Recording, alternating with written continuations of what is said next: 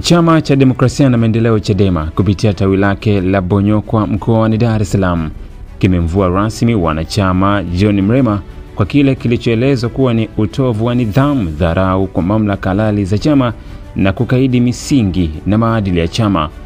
Kwa mujibu wa katibu wa tawi hilo Sulumini Kagaruki, kamati tendaji ya tawi hilo ilikutana Aprili 29 mwaka huu na kupitia tuhuma dhidi ya Mrema kisha kufikia uamuzi pamoja wa kumvua wanachama wake kwa mujibu wa katiba ya Chadema ya mwaka 2006 toleo la mwaka 2019 ibara ya 5, 4 na 3.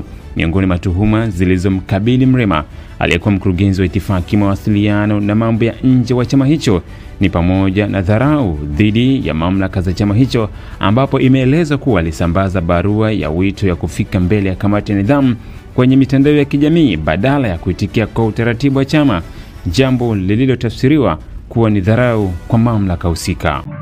Kamati tendaji ya tawi imeketi tarehe 29 mwezi wa 4 2025 na kufanya maazimio yafuatayo: kufukuza wanachama kwa mujibu wa katiba yetu. Asanteni, nawashukuru sana waandishi wa habari. Dataflow inakuletea internet ya uhakika, ni salama na huunganisha kwa haraka. Unganisha na watu zaidi ya 30 kwa wakati mmoja. Inakaa na chaji kwa muda mrefu zaidi ya masaa 11. Pata data mtelezo yenye kasi kwa gharama nafuu. Wasiliana nasi. Tembelea tovuti yetu www.dataflow.co.tz.